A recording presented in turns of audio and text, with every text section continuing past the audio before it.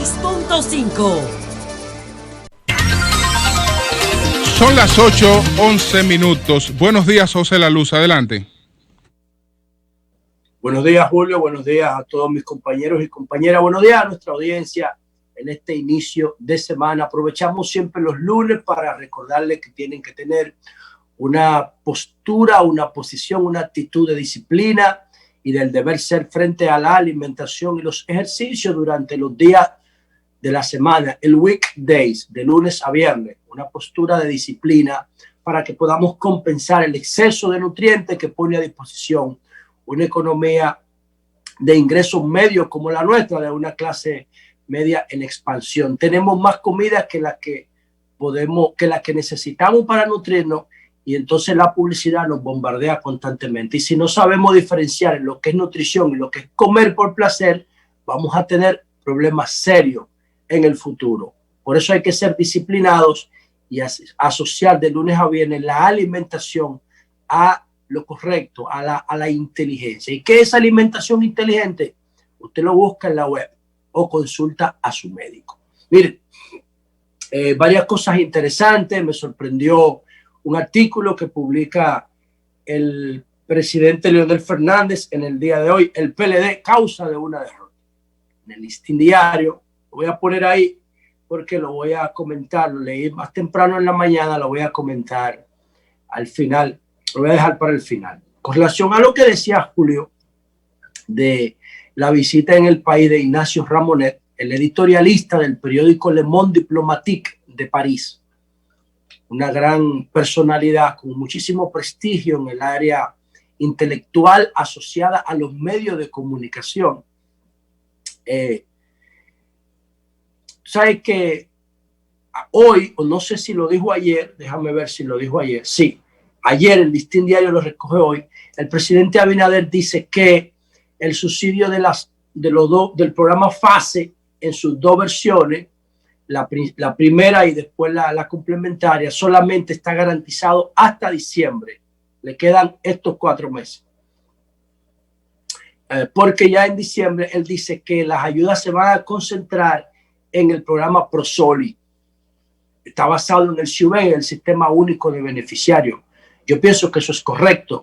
Eso tiene un impacto negativo por doble vía. Fue uno de los efectos boomerang del PLD. Y es que cuando tú pones en suspensión un contrato laboral de una persona que gana 30, 40 mil pesos y le da 8 y lo encierra en su casa y lo confina, entonces tú estás haciendo un doble daño. Primero, esa persona no tiene un presupuesto de 8 mil pesos, tiene un presupuesto de 40 o de 50, está dando 8.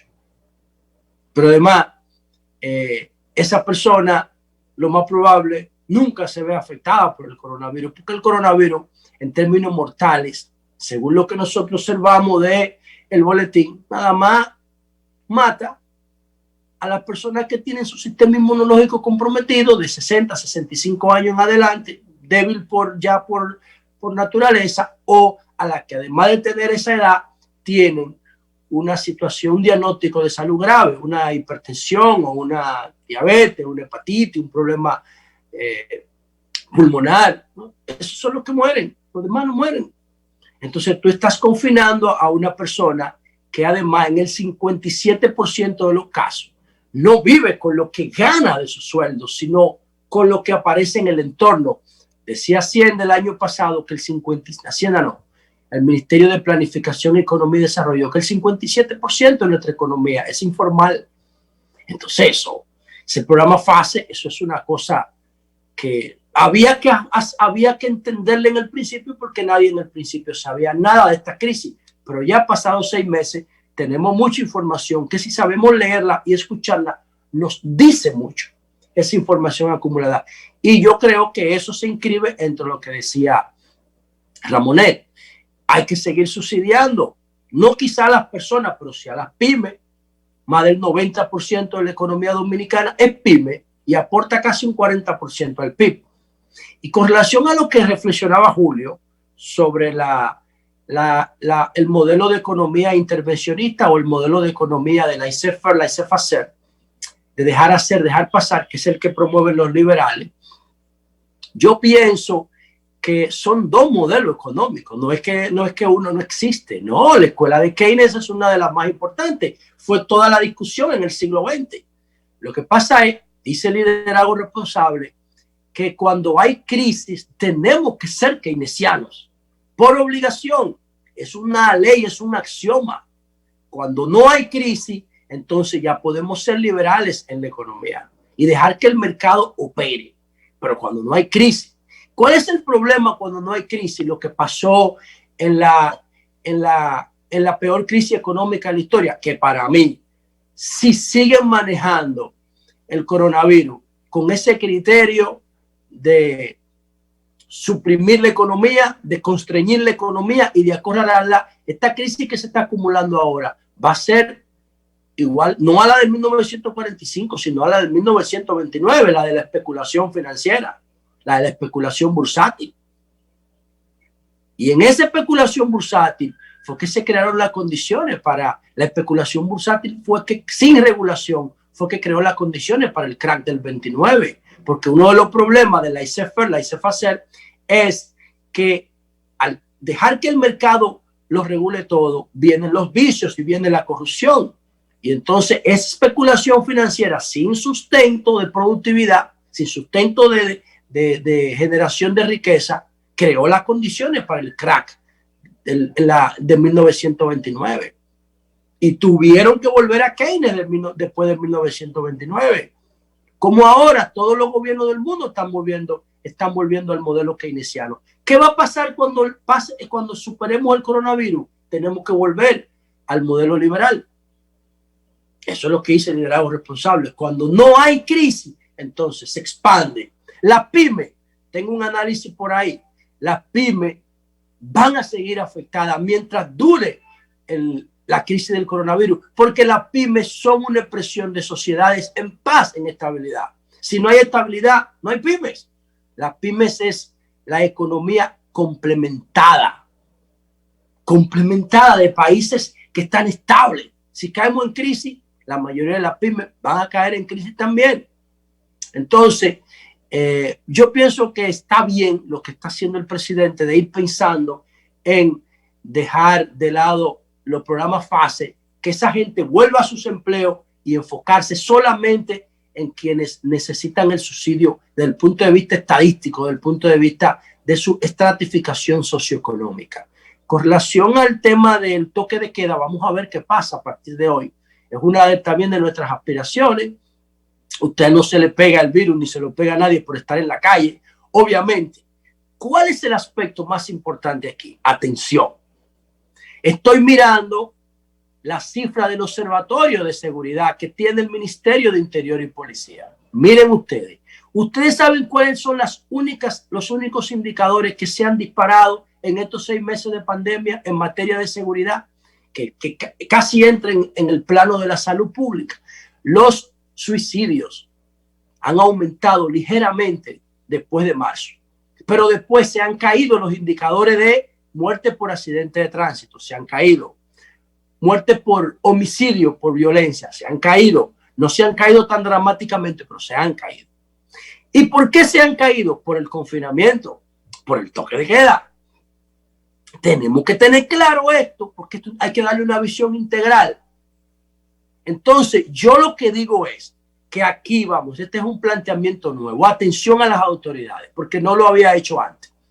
Primera vez que lo voy a hacer. Miren, nosotros vamos a Estados Unidos y nosotros vemos que los mismos dominicanos que se ponen a beber ron en un colmado aquí, o en un car wash, o en el patio de una casa, o en la calle, allá no lo hacen.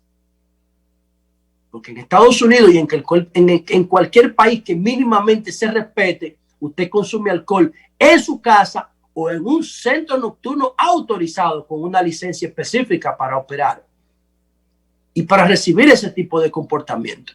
El que bebe romo en la calle después de este trago está drogado, porque el alcohol es una sustancia psicoactiva. Aquí permite las autoridades que nos droguemos en las calles y que manejemos borrachos y borrachas. ¿Cuál es la oportunidad que nos está dando el coronavirus? Aumentamos el toque de queda hasta las 9 de la noche, lo podemos aumentar hasta las 10 y hasta las 12, pero con una condición. no se puede permitir el consumo público de alcohol y de droga.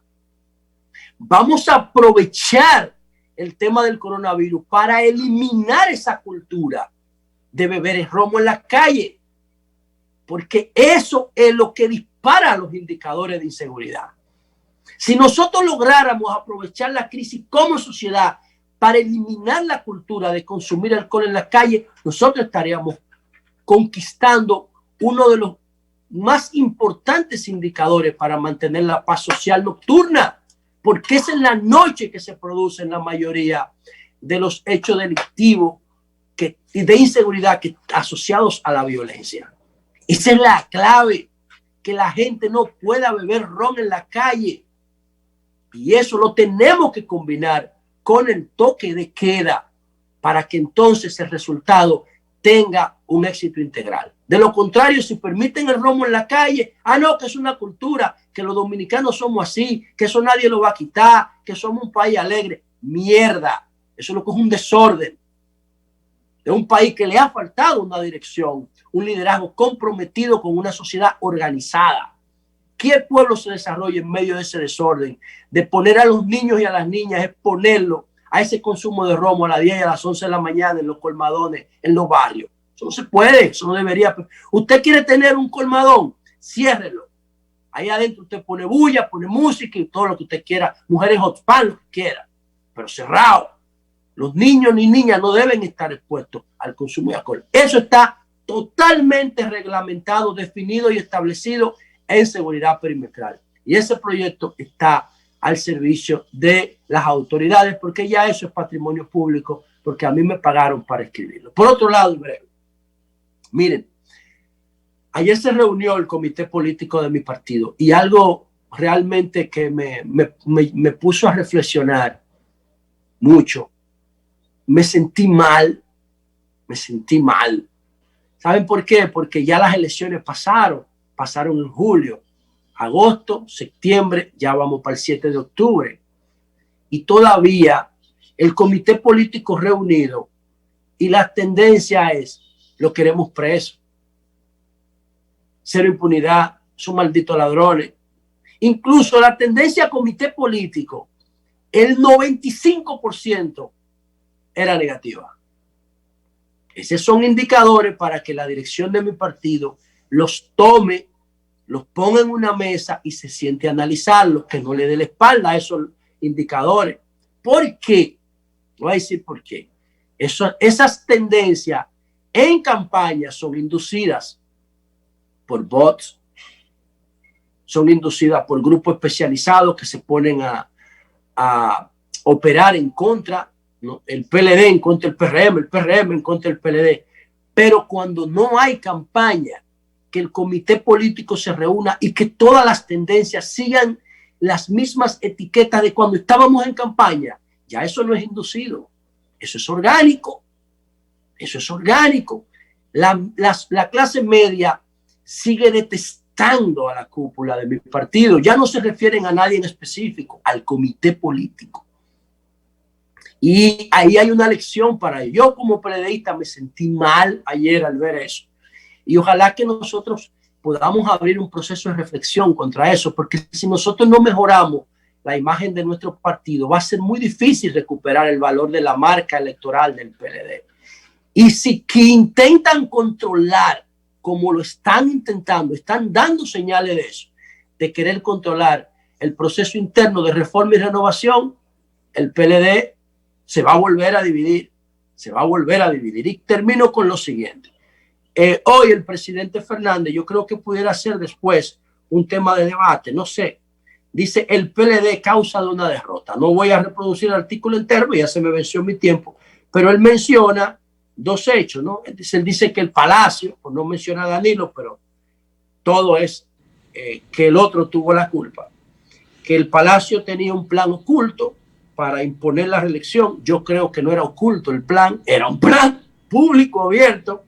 Y entonces él dice que después que se cayó el plan oculto, entonces vino la imposición de un candidato en contra de él. Yo creo que ahí Leonel tiene razón, obviamente.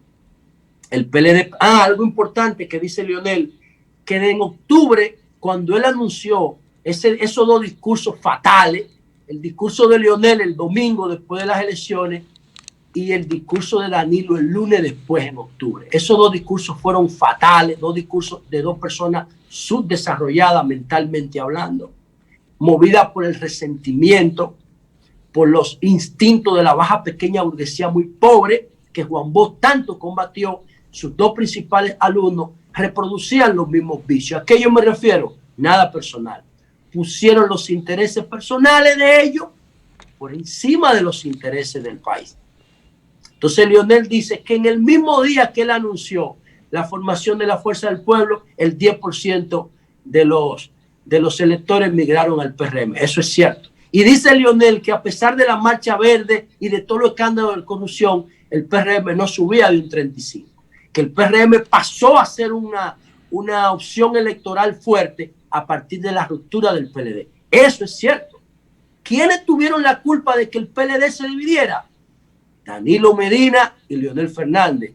Danilo le echa la culpa al PLD y Leonel le echa la culpa a Danilo. Yo le echo la culpa a ellos dos.